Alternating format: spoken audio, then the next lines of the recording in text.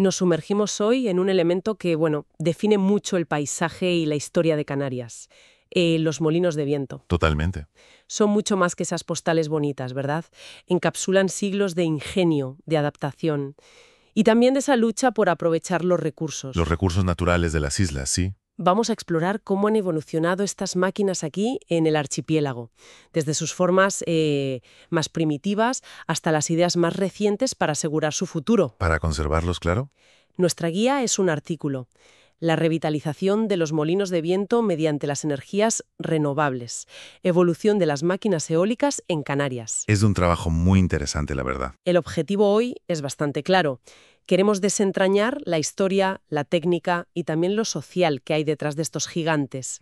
Entender sus diferencias, que las hay, y descubrir una propuesta que a mí me parece bastante llamativa. Sí, sí que lo es. O que busca enchufarlos, literalmente, al siglo XXI. Unir patrimonio y sostenibilidad. Una idea potente. Bueno, pues entremos en materia, ¿no? Vamos a ello. Antes de que el viento moviera aspas en Canarias, ya se molía grano, claro. Los antiguos habitantes usaban molinos de mano. Sí, los aborígenes. Herramientas sencillas. 2 piedras de basalto poroso, la famosa piedra molinera, de unos 30-35 centímetros. Eso es. Con eso sacaban una harina bastante vasta, el gofio primigenio. Hay que imaginarse el trabajo. El esfuerzo para alimentar a una familia así. Cierto, era un trabajo manual muy duro y con la conquista y la colonización, bueno, el panorama cambió drásticamente. Claro. Se impuso una economía basada en el cereal. Y claro, aumentó la población y eso disparó la demanda de harina, de gofio. Y las herramientas manuales ya no. Ya no daban abasto, exactamente. Hacía falta algo más potente. Ahí es donde entran los llamados molinos de sangre. Suena un poco tremendo, ¿eh? Sí, el nombre impacta, pero se refiere a que eran movidos por fuerza animal. Burros, camellos... O incluso personas, ¿no? O personas, sí. Eran una mejora respecto a la mano, pero aún así, su capacidad era limitada. Muchas veces un mismo molino servía a varias familias, a vecinos... Entiendo. El verdadero salto, digamos, tecnológico, pues llegó algo más tarde, sí, ya entre los siglos XVII y XVIII. Ajá. El crecimiento de la población, la economía agrícola ya más consolidada, pues hizo necesario importar tecnologías que ya se usaban fuera. Para aprovechar las fuerzas naturales. Exacto. Los molinos hidráulicos, donde había agua, claro, que no eran todas partes. No. Y sobre todo, los molinos de viento. Estos molinos harineros no solo resolvieron un problema de producción, se convirtieron, digamos, en un negocio. Ah, mira. Las élites locales, la gente con dinero, invirtió en ellos. Obtenían beneficios de la molienda. Y pasaron a ser elementos clave de la arquitectura popular, construidos por maestros artesanos, con sus técnicas, sus materiales locales. El artículo los organiza por orden cronológico, que la verdad es que ayuda mucho a seguir el hilo. Empecemos por los molinos harineros, los de moler grano, vamos. Eso es. El primero en llegar, el que se importó de Castilla, allá por los siglos XVI-XVII, el molino tipo torre. ¿Cómo era exactamente? Pues, como dice el nombre, era una torre, cilíndrica, robusta, de mampostería. Piedra de la zona. Piedra local, sí, unida con barro o, más tarde ya, con mortero de cal. Solían tener unos 6 metros de diámetro y 3 plantas. ¿3 plantas? Sí, y la maquinaria clave, las muelas, las piedras de moler, estaba arriba, en la última planta, protegida por un techo cónico de madera. Y ese techo era la parte móvil, ¿no? Para orientar las aspas. Exactamente. Ese techo podía girar para orientar las aspas hacia donde soplaba el viento. ¿Y eso de orientarlo, cómo se hacía? Porque mover todo el techo suena, complicado, ¿no? Pues sí, al principio era totalmente manual. Tenían un palo enorme, un timón de madera, que salía por detrás del techo y llegaba casi al suelo. ¡Anda! Y el molinero, pues a base de esfuerzo físico, empujaba ese timón para encarar las aspas al viento. Primero 4 aspas, luego a veces hasta 6. ¡Madre mía! Y se buscó facilitar la orientación, claro. ¿Y cómo se mejoró?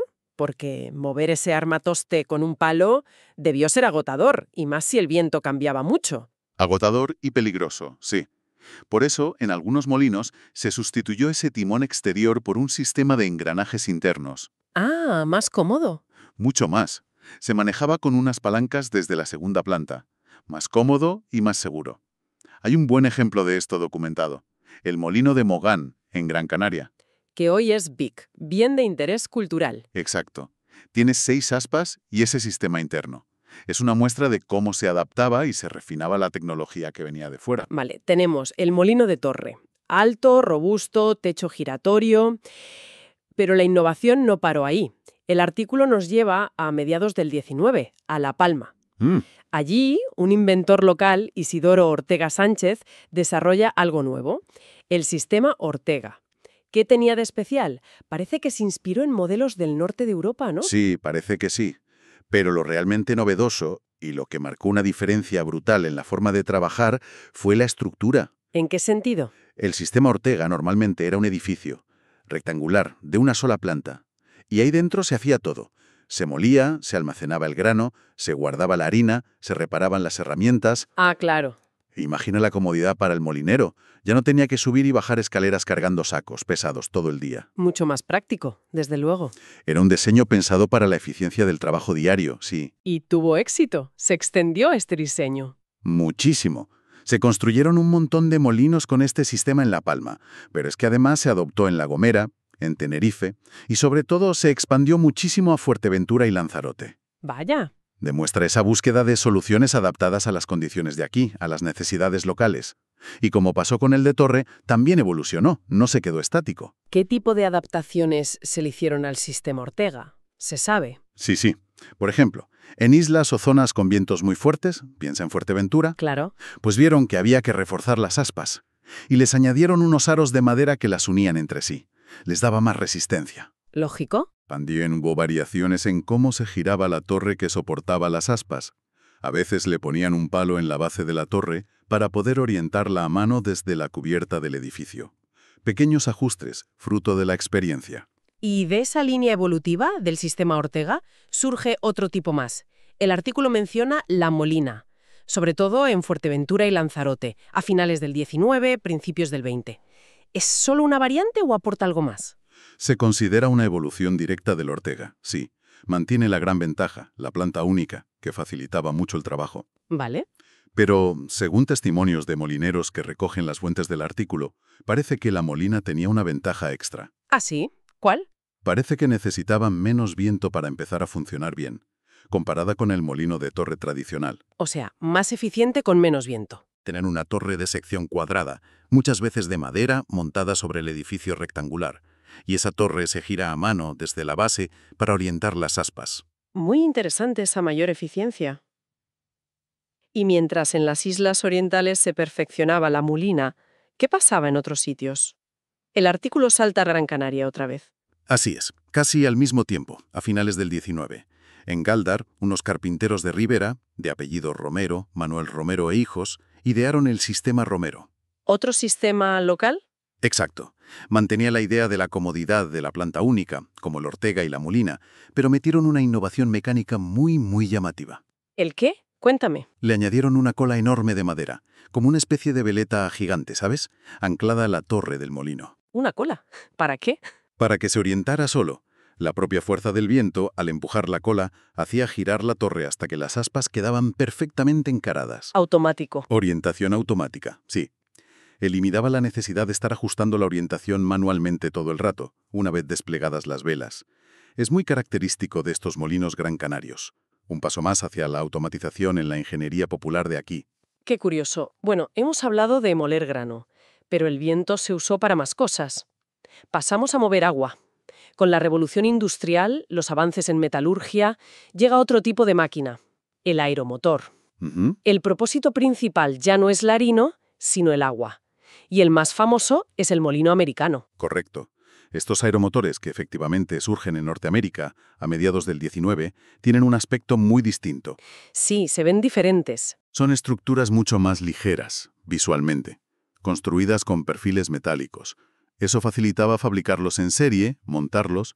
A menudo se ponían sobre una pequeña base o caseta de mampostería, que protegía el pozo y la bomba. Y se extendieron por todo el mundo. Masivamente. Se exportaron muchísimo.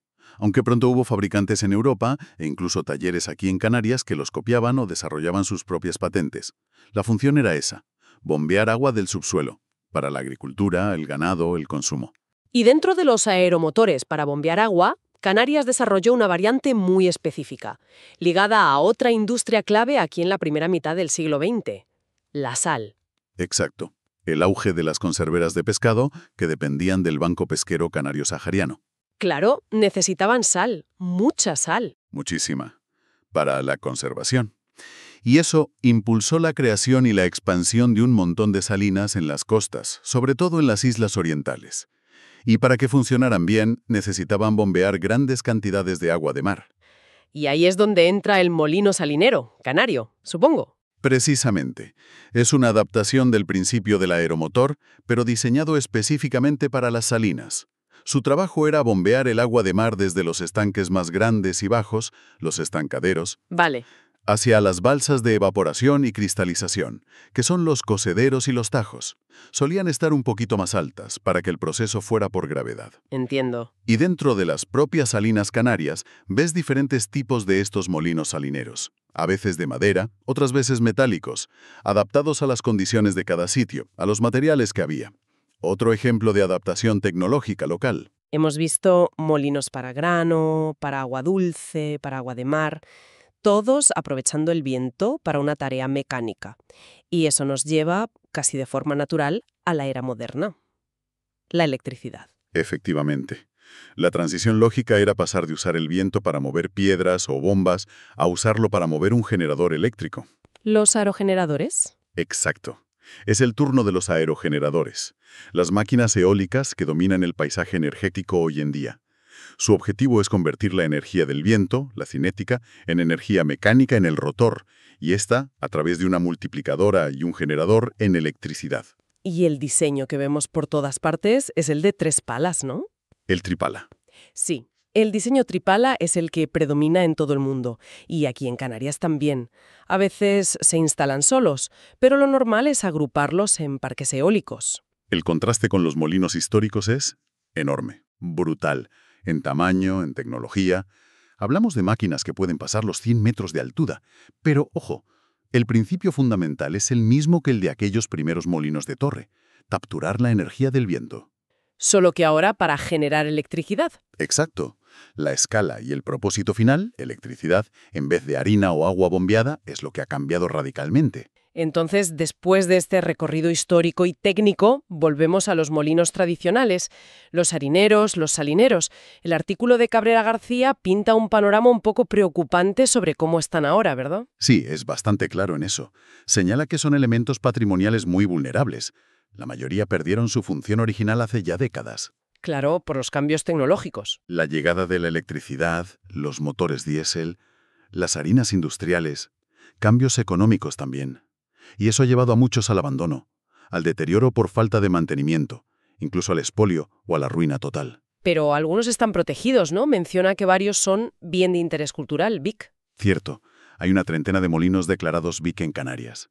Eso les da protección legal. La mayoría están en Fuerteventura, que tiene 23. ¿23? Sí, pero también hay en Tenerife 2, Gran Canaria 1, Lanzarote 1. Principalmente los protegidos son del tipo torre y molinas. Vale. Pero, claro, la protección legal no siempre garantiza que se conserven bien si no hay inversión detrás, mantenimiento. Y lo que es más importante, muchos otros molinos, incluyendo ejemplos muy valiosos de sistemas canarios como el Ortega o el Romero, pues no tienen esa protección oficial y están en una situación aún más precaria. Se han hecho cosas como restaurarlos y convertirlos en museos. Menciona iniciativas de los cabildos de Fuerteventura y Lanzarote. Eso es positivo, ¿no? Sin duda, tiene un valor divulgativo, educativo, importante. Permite que la gente los conozca, que entienda cómo funcionaban, que aprecien su valor histórico, etnográfico. Pero Pero el propio artículo argumenta que convertirlos solo en piezas de museo, pues los convierte en algo estático.